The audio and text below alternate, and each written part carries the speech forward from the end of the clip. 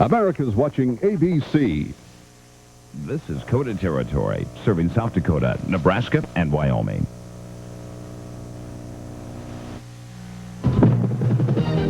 KOTA Territory News, your 24-hour news source.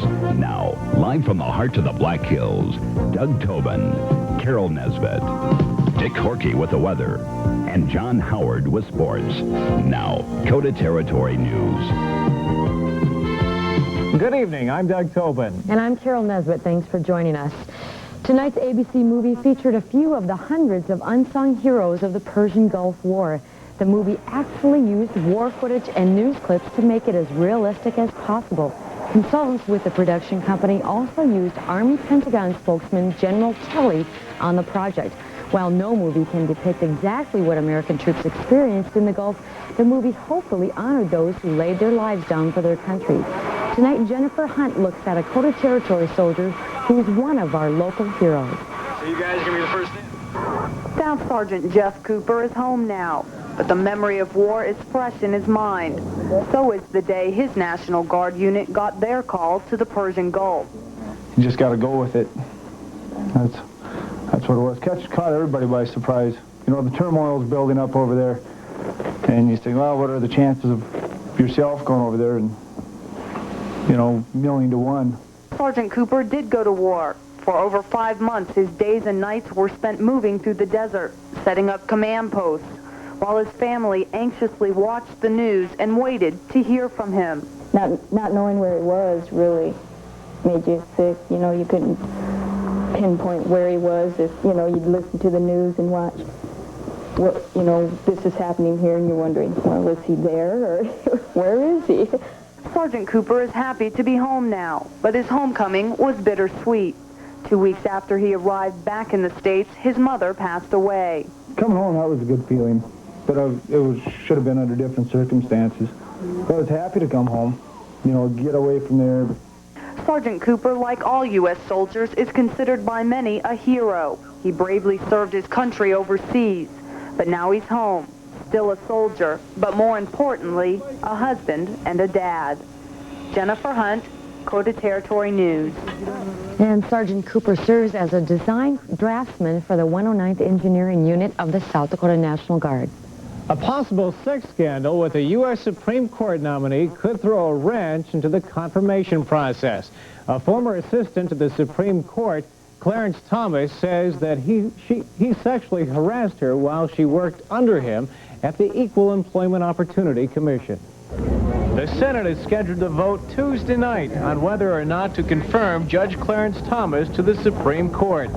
But allegations by a former assistant that Thomas sexually harassed her may delay that vote. Anita Hill, now a law professor at the University of Oklahoma, told an interviewer this weekend that Thomas harassed her while she worked for him at the Education Department and later at the Equal Employment Opportunity Commission. Hill says Thomas never physically touched her, but sometimes initiated detailed discussions of his sexual interests. Here is a person who is in charge of protecting rights of women and other groups in the workplace. And he is using his position of power for personal gain. Anita Hill says Thomas repeatedly discussed sexual matters with her after he separated from his first wife. There was cautious reaction this weekend on Capitol Hill to the Thomas revelation. Senator John Danforth says the FBI investigated and cleared Thomas's name. The FBI report was made known to the committee members in individual briefings before the committee voted, certainly well before the unanimous consent agreement was entered into setting the date and the time for the vote. So I think that it's a spurious claim to ask that the vote be postponed. But Illinois Senator Paul Simon isn't so sure and believes the Thomas confirmation vote should be delayed. The Judiciary Committee has to evaluate that. I think that a delay should be considered. I think the question is not only the immediate charges, but I think the question is the credibility of the nominee. Finished. A White House spokesman says the Bush administration is persuaded that Thomas is still eminently qualified for the Supreme Court and expects him to be confirmed. President Bush is getting ready to kick off his presidential campaign. The Washington Post is reporting that Bush and Vice President Dan Quayle will kick off the re-election campaign October 30th in Houston with a fundraiser. But the president is not expected to formally announce he's running for re-election until early next year. Bush has said that only a serious health problem could keep him from a second run. Just last week, Senator Bob Kerrey, a Democrat from Nebraska, entered the race for the presidency. South Dakota was his first official stop on the campaign trail. South Dakota Governor George Mickelson says our state is a good starting point for White House hopefuls. Well, I think there's an advantage. Obviously, they get an awful lot of publicity when they come here, and for obvious reasons, it's very important that we get to know them. But I think also because we're one of the states that has an early primary, it is important for them to be here. Okay. South Dakota's primary comes after the Iowa and New Hampshire primaries. New pictures of American hostage Terry Anderson today. We'll have that story after Dick Horkey and our first forecast. Thank you, Doug. Just a little personal note. After having a daughter over in the Persian Gulf, I didn't have a chance to watch the movie tonight, but I videotaped it, and I'm going to send it down, including this newscast, to my daughter. So from all of us here in KOTA territory, hello, Holly. Let's take a look at our mild forecast tonight, and certainly all of those Persian Gulf troopers and guys and gals are real heroes and heroines. A mild October night tonight. Low tonight of around 33. Gorgeous, gorgeous, gorgeous day tomorrow. I'll tell you more in a few minutes. Doug? All right, thanks, Dave.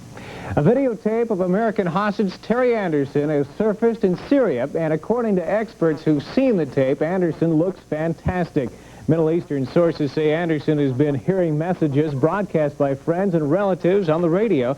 Anderson, an Associated Press correspondent, was kidnapped in Beirut more than 6.5 years ago. He's the longest held of the American hostages in Lebanon. Now, there are no clues as to where the tape was made, but one source says the interview was done today in Beirut. A movie set of Dances with Wolves came to life again near Rapid City this afternoon. We'll have that a little later. And one of the Lemon twin sisters was cleared in the Pillar murder case. Will not get the estate. We'll have that story when KOTA Territory News Tonight continues.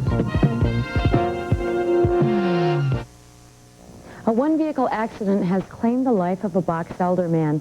Police have identified the victim as 19-year-old Charles Packer.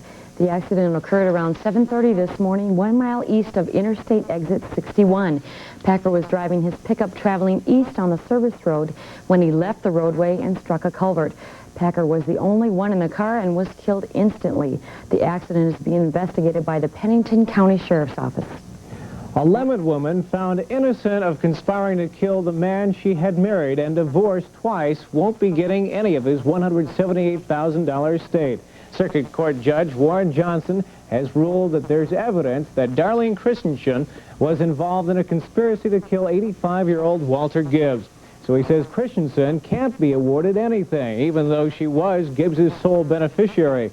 The judge says the 46-year-old Christensen admitted to providing her twin sister and her brother-in-law with a pillow so they could practice killing Gibbs. Gibbs's estate now goes to a cousin who has contested his will. Coming up, a KOTA Territory woman says her son is being held unjustly.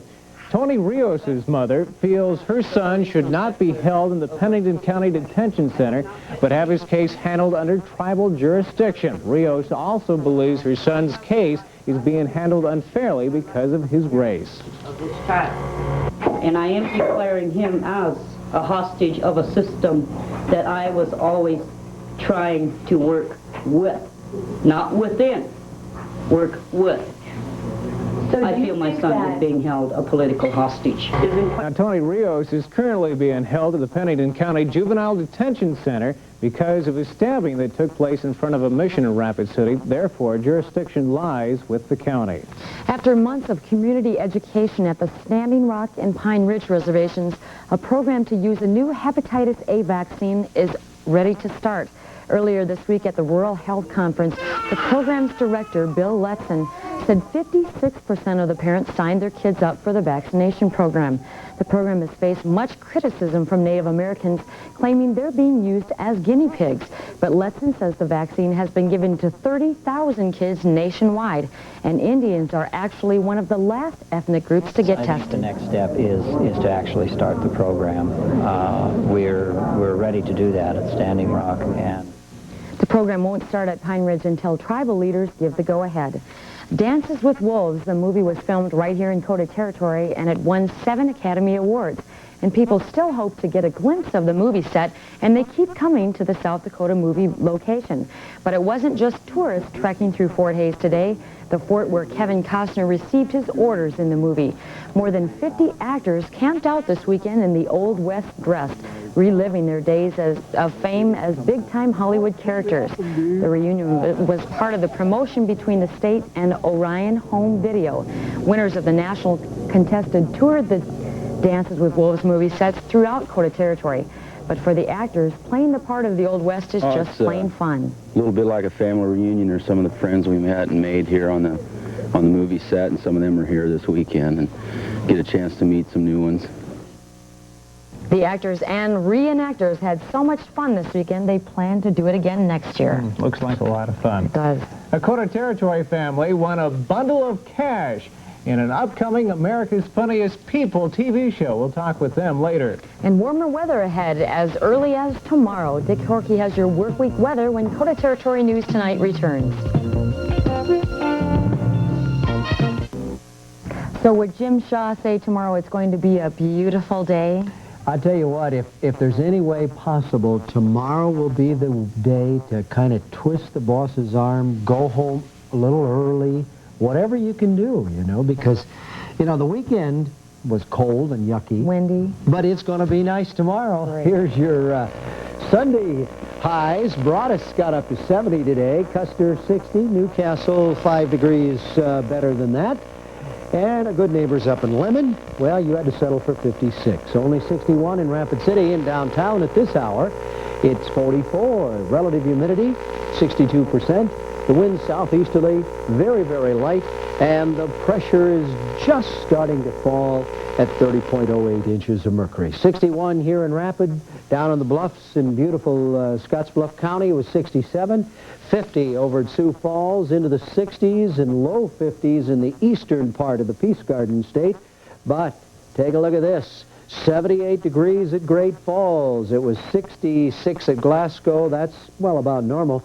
But there's lots and lots of warm air. I'm going to put the weather in motion and show you what kind of weather we're going to have over the next couple of days. Take a look at this. Well, we'll see some clouds, but see these clouds?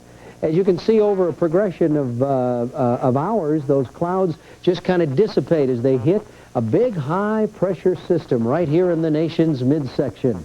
And that's the way the weather's going to continue all the way through Friday.